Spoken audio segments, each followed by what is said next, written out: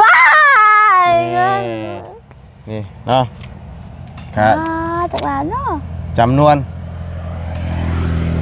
นับเบิ้ง1 2 3 4 5 6ป้า6 ล้านด้วยดีใจเนาะยอดสมทบเพื่อนน้องเลี้ยงเนาะ6 ล้านกีบเอ้ยอย่างก็เอ้ยสิงเอ้ยสิงปะทำพะวงโดยปะทำมาวงปะทำมาวงโดยขอบคุณเอ้ยสิงปะทำมาวงที่ส่งเงินสมทบบ้านให้น้องขอสุขภาพเอ้ยแข็งแรงความเจ็บอย่าได้ความใครอย่ามีขอให้ลำรวยนอนรับขอให้ได้เงินหมื่นตื่นมาขอให้ได้เงินแสนขอให้เอ้ยมีแต่ความสุขความเจริญขอให้สุขภาพเอ้ยแข็งแรงเด้อขอให้อายุเอ้ยขอให้อายุคนมันยืนขอให้อยู่ดีมีแห้งขอให้เอ้ยให้ธุรกิจอีหยังขอให้มุ่งมั่นเจริญรุ่งเรืองสาธุ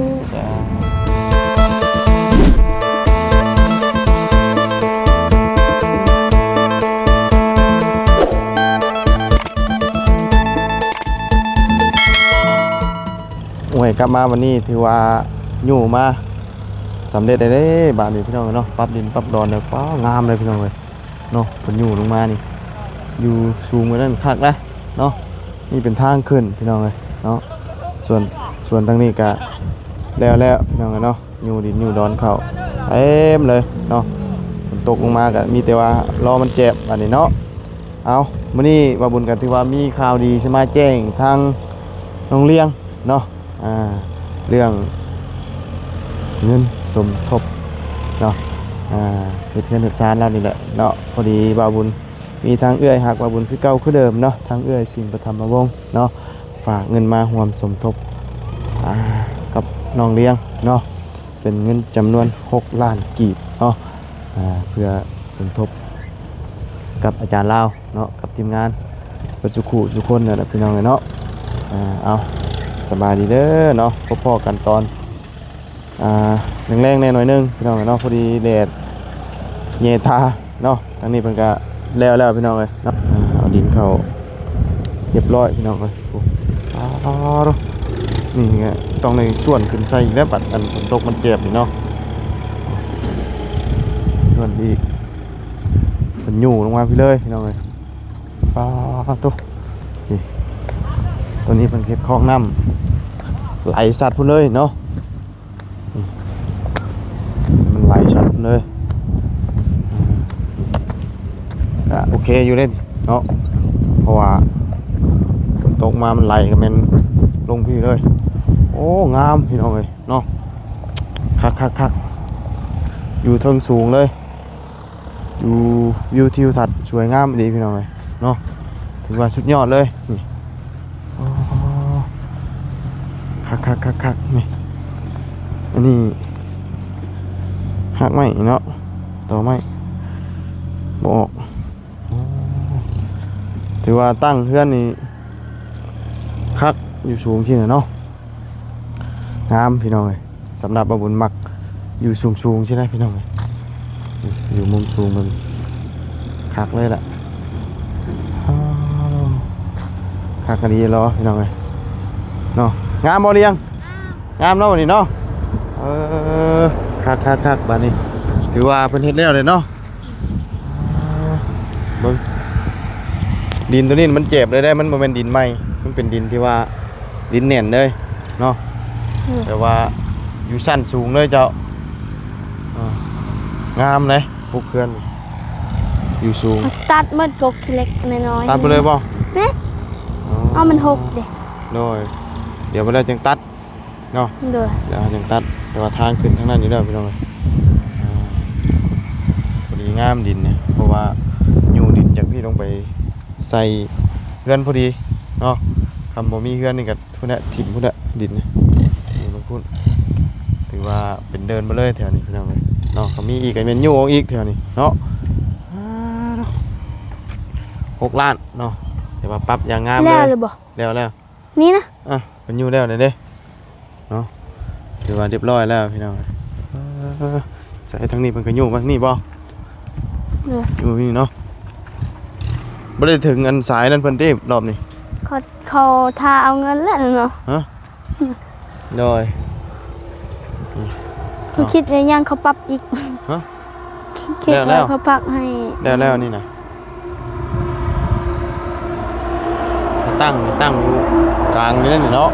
เดี๋ยว ตั้งอยู่ช่วงนี้เลย ตั้งมองนี่บ่ ฮะ เนาะ แม่นก็ชิวระวังนี่แหละเนาะทางนี้ก็อีกมุมหนึงตั้งระวังนั่นแหละแต่ว่าอันนั้นก็บ่ได้จังทางปลาคิเล็กออกเนาะ เดี๋ยว ทางเลยปลาคิเล็กนี่มันจะได้เป็นแปลนโอ้หาเนี่ยมาปลูกงามหมดเลยหาผักหาหยังมาปลูกนี่ผักบัวหอมปลูกงาม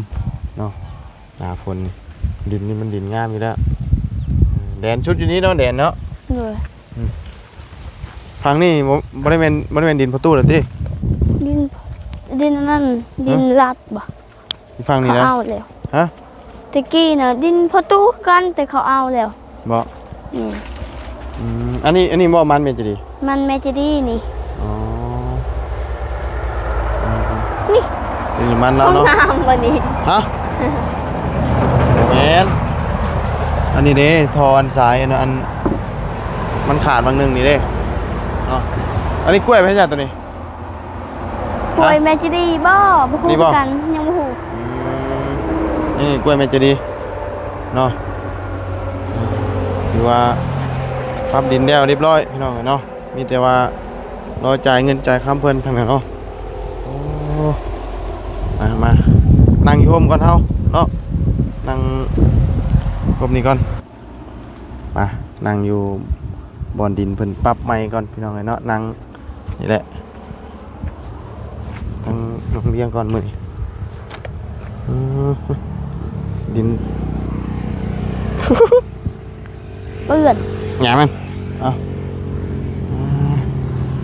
คักพี่น้องเนาะมันปรับขึ้นมาสินะสูงงามดีคักไรแนมอย่างก็เห็นโอ้เห็นฮอดบ้านกระดับเนาะมันอยู่พี่เนาะทางเขาพุ่นเนาะ บ้านกระดับก็เห็นแนมกับคุณ มันทางโค้งเขาพี่ที่มันอยู่พี่เนาะ แม่ สัตว์ไปพี่เบิ่งอันนั้นตอนเขากล้วยอยู่พุ่นเนาะ เดี๋ยว มาแล้วมันพี่บ้านอยู่พี่มันสัตว์มาพี่เลย อยู่บนน่ะบ้านย่างๆพังนึงน่ะ มันทะลุกันอยู่ปะ ฮะ มันสอดกันอยู่ปะ บ่มันเป็นอันนั้นน้ำเซ่เลย โดยเป็นน้ำเซ่เนาะถือว่าเป็นไทยแล้วเรียบร้อยแล้วเอาดินอยู่เขามันเรียบร้อยแล้วพี่น้องเนาะอันนี้ก็มีแต่ว่าจ่ายเงินจ่ายอย่างเพื่อนว่านี้เนาะแต่ว่าไพ่อันเป็นคนจ้าง อาจารย์ลาวก็มีพอออกกันขึ้นเลยอาจารย์ลาวน่ะออก4 ล้านก็มีน่ะออก2 ล้าน เพราะว่าเอาดินเขาเพื่อนเล่เนาะ แม่ เพราะว่าดินนี้อยู่เขาของเพื่อนเด้อยู่เขาว่าเพื่อนจากของมีเนาะก็ต้องทางนั้นใจน้ำเนาะเพราะว่าเอาไงส่วนปรับตัวนี้นะเป็นทางของอาจารย์เล่าเนาะมันหน่อยเดียวเด้แล้ววันนี้โตที่ว่ามันเป็นเพิ่มอีกนะคืออยู่เขาหัน2 ล้านเนาะ เลย เพราะว่าเอาดินไปดันไปซื่อๆนะมันก็สิบ่ฮอดเนาะ6 ล้านเนาะเพราะว่ามันไม่ได้ลายไปในไทยเลยเดียวนึงไทยไปนี่ซื้อเพราะไงไทยมันหนามันเพียงนะเนาะไม่ได้เอาลงต่ำไม่ได้เอาลงต่ำอยู่นั้นถ้าเอาลงต่ำฮอดพุ่นหรือโป๊ะตุ๊บเนาะสายอินเทอร์เน็ตนี่หนึ่งขาดเป็นตุยคือตึกตอนนั้นเราได้นี่มันสายอินเทอร์เน็ตจนฟังนี่ก็ยังเหลือไม่ได้เลิกปานใดเนาะถือว่าแล้วก็มือได้ฉันได้ย้อนอย่างหูหรือบ่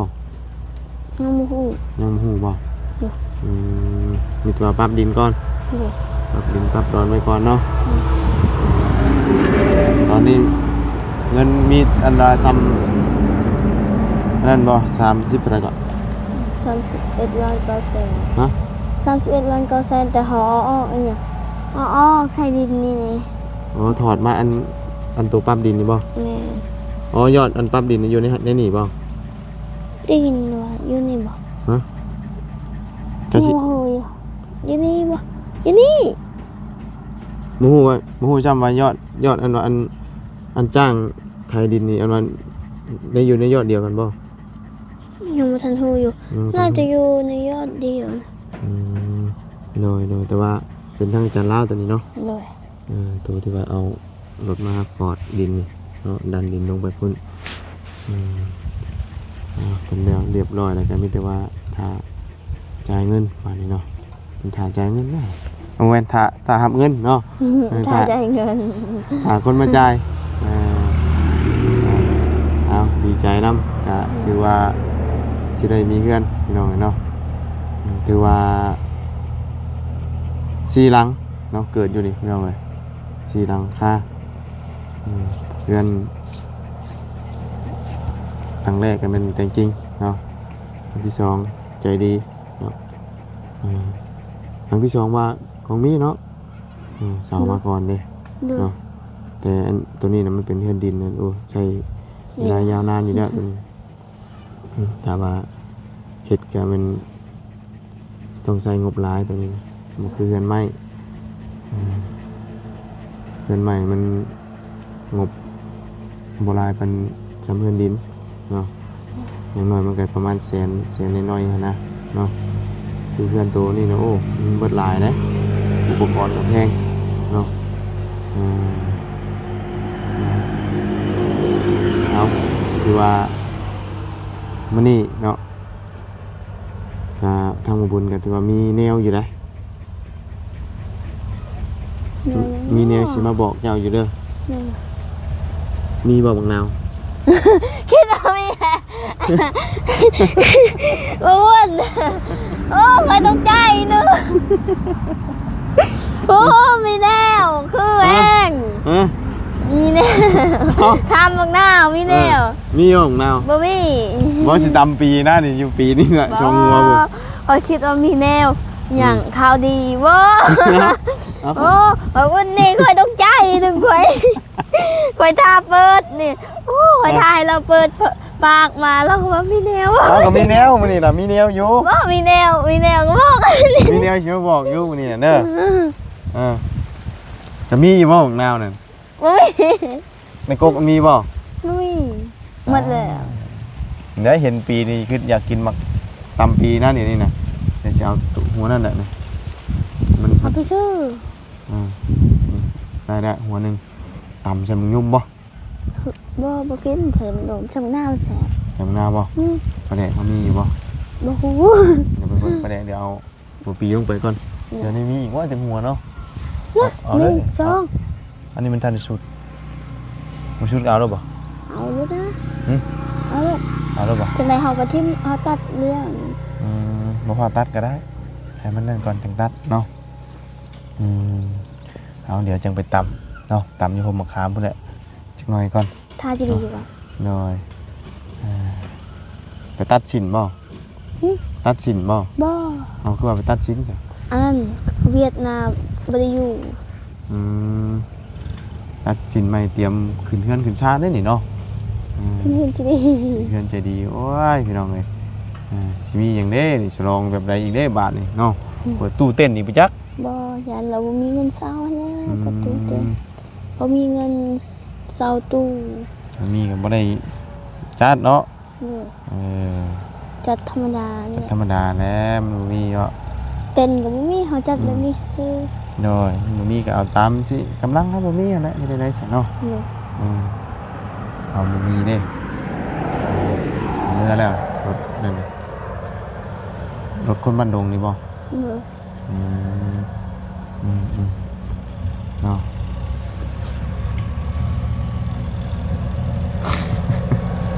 เป็นยังกี่นี่น่ะ บ่ ถามหาของนาวสิต้องใจ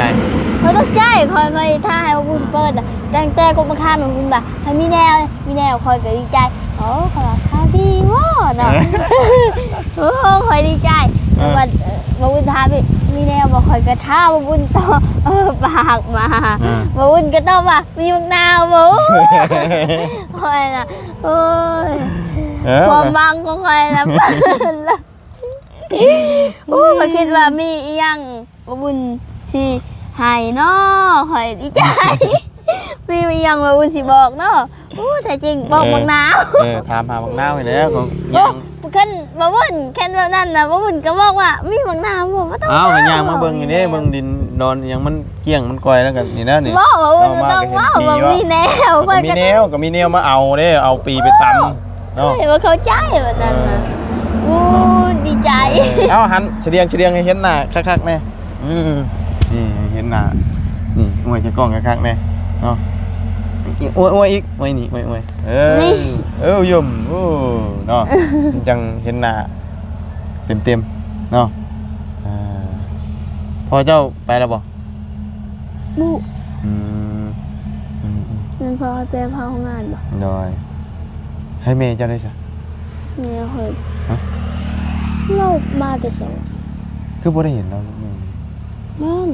เราไปสอน ไปสอนบ่ กับแม่จริง ไปก็ไม่จริง นี่ แต่ว่ามีแต่นอนโรงงานประจำบ่ เลย ฮะ เลย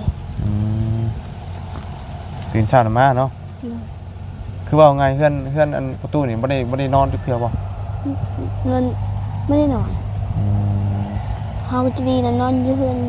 จะดีนะนอนอยู่เฮือนแม่แล้วคอยนอนอยู่เฮือนซะแค่ เดี๋ยวนี้นะ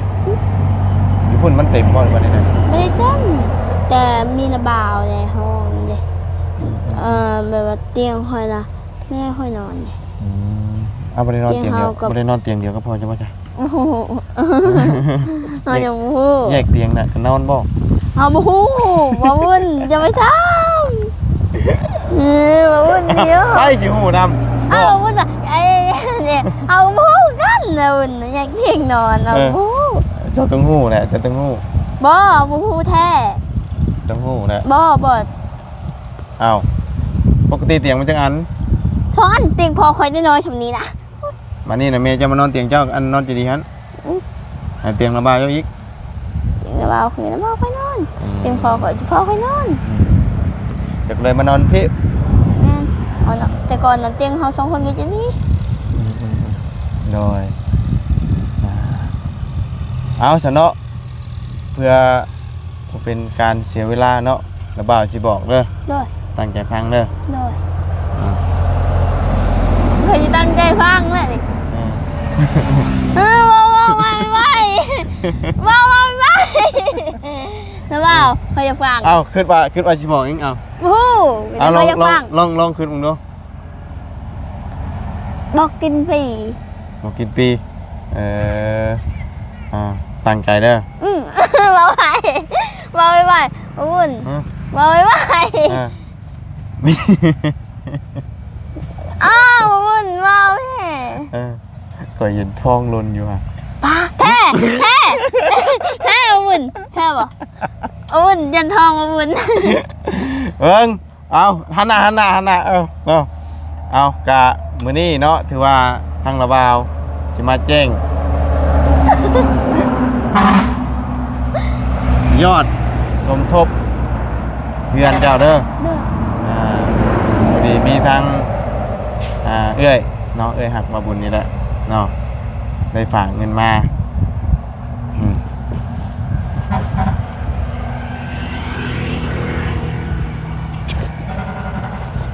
ว้ายเงิน นี่เนาะครับ จากร้านเนาะ จำนวน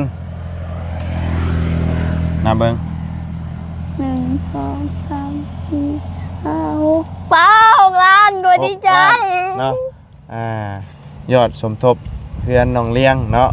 6 ล้านกีบเนาะทั้งเงินเราฝากมาร่วมสมทบนำกันเนาะแล้วทั้งเอื้อเราก็ร่วมสมทบทั้งเพื่อนใจดีแล้วก็เพื่อนสาวของมีเนาะมื้อเช้านี่แหละจ่ายค่าสร้างเพิ่นไปก็5 ล้านไอ้ที่ว่าอัน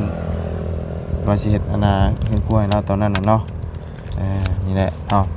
ยอดนำระบาว6 ล้านเด้อบัดนี้ โอ้ยพอดีใจแฮงโดนเก็บพันว่าก็เสียก็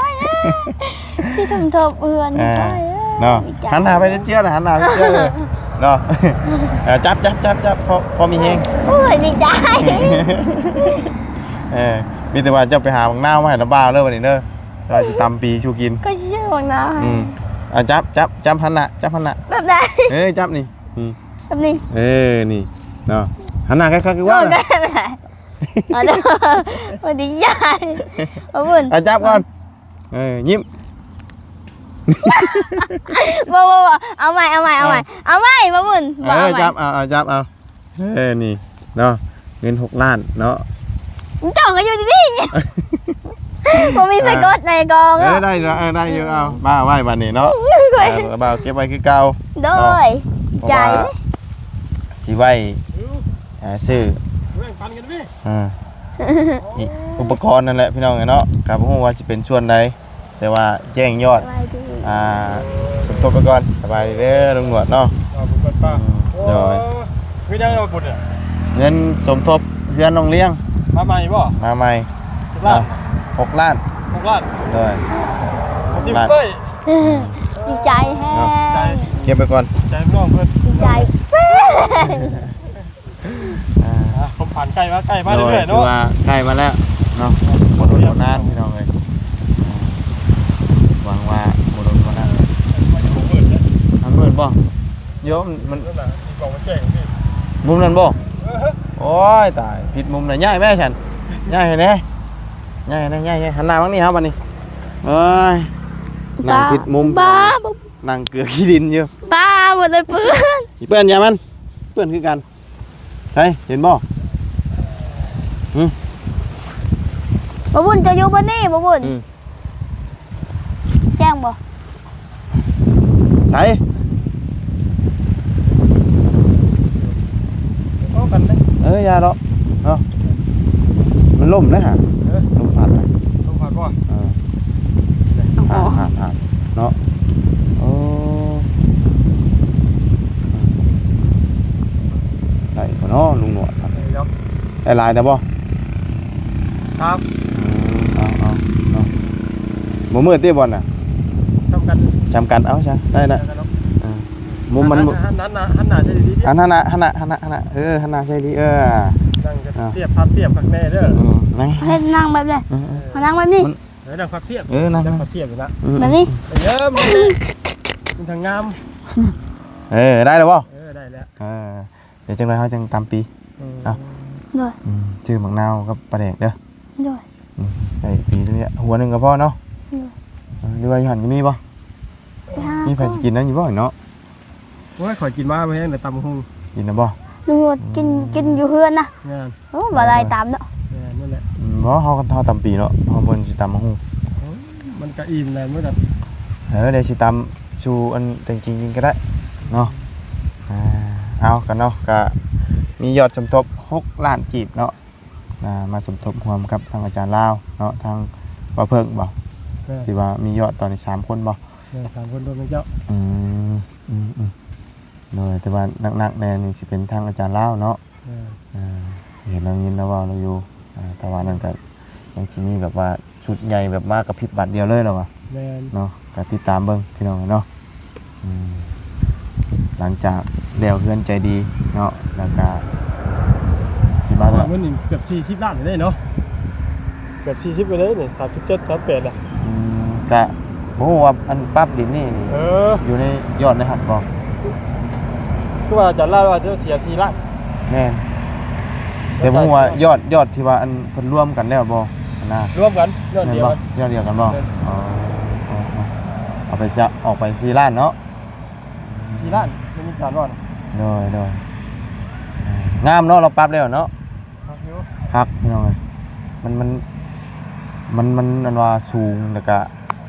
โล่ง มันโล่งนี่บ่ได้ค่อยบ่ได้หยัง เงินอันน้องเลี้ยงพี่น้อง แม่นสบายได้เฮาอยู่สูงสินะเนาะแดดแล้วพี่น้องกินนี่อยู่ห่มโอ้ลุงหนวดตัวไอ้กันอยู่แดดแล้วบัด ปะมันแดดพี่น้องเดียวอันจังใดก็เดี๋ยวติดตามเป็นระยะนำกันเนาะถือว่ามื้อนี้มาแจ้งยอดร่วมสมทบให้กับน้องเลี้ยงเนาะจังใดก็ดีมุกดีใจนํเนาะความฝันใกล้จะเป็นจริงแล้วก็อยู่กันเป็นครอบครัวแหละเนาะทั้งพ่อแม่เนาะแต่หลักๆก็ปลูกให้ทั้งน้องเลี้ยงตัวจังใดก็กับทางอาจารย์ลาเพิ่นแหละเนาะเป็นวานนี่ได้ตั้งแต่ต้นน้องเนาะส่วนเสานี่แม่นเอาอยู่นี่เบิดเลยเนาะมีแต่เสาอย่างเดียวติอย่างอื่นบ่ได้มี มีแต่เสาอย่างเดียวโลดๆเลยเนาะ เลย ทั้งเบิดมี15เสาแต่ว่าแบ่งกับของอันนั้นบ่ เลย โดยเอาสามีแต่ให้เจ้าฝากขอมุกขอบใจขอบคุญขอบคุณทางเอื้อยเพิ่นเด้อชื่อว่าเอื้อยสิงห์ประถมวงศ์เนาะอยู่ทางต่างประเทศพุ่นแหละเป็นเราก็เป็นคนลาวเฮานี่แหละเนาะมีแต่อวยพรอวยไสให้เอ้ยเพิ่นอยู่ดีมีแห้งแน่เนาะเอา เอื้อยอย่างก็ เอื้อยสิงห์ เอื้อยสิ่ง โดย ปะธรรม โดย พระวงศ์ โดยประถมวงศ์ พระธรรมวงศ์ โดย ขอบคุณเอื้อยสิ่งปะธรรมวงศ์ที่ส่งเงินสมทบบ้านให้น้องขอสุขภาพเอื้อยแข็งแรงความเจ็บอย่าได้ความใครอย่ามี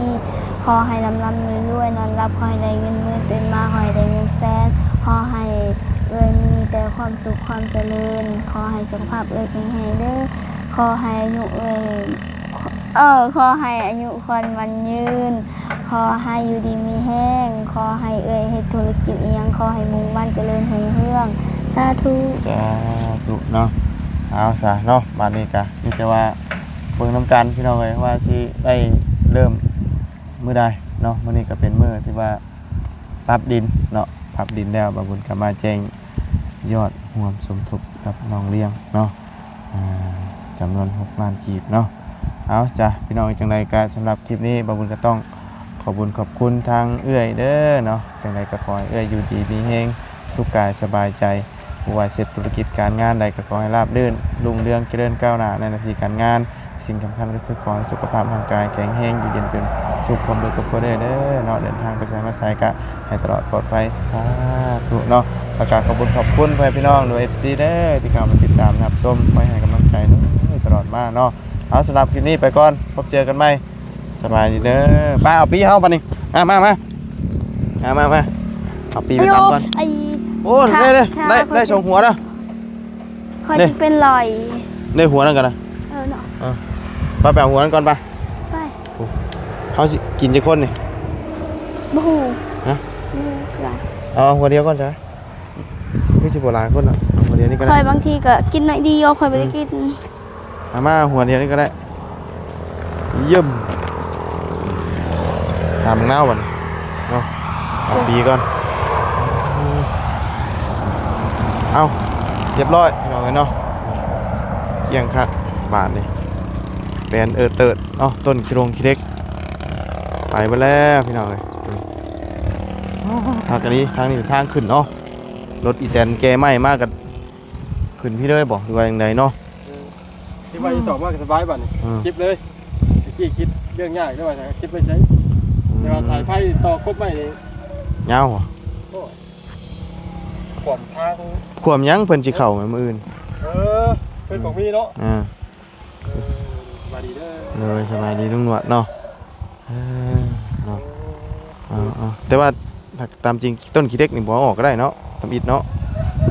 มันจังมีโฮมเนาะเพราะว่าเฮาบ่ได้ไถลงปานนั้นเนาะถ้าว่าสมมุตินะผมคิด ที่ประสงค์ของเจ้าของที่ว่าเจ้าของเพื่อนเดินเพิ่นได้พี่น้องเลยประตูเพิ่นนั่นแหละ ออกมันก็โล่งนะถ้าป้าไว้ก็โฮมคิดว่าเพิ่นสิไถลงวิทย์อันนี้นะบ่วิทย์เนาะ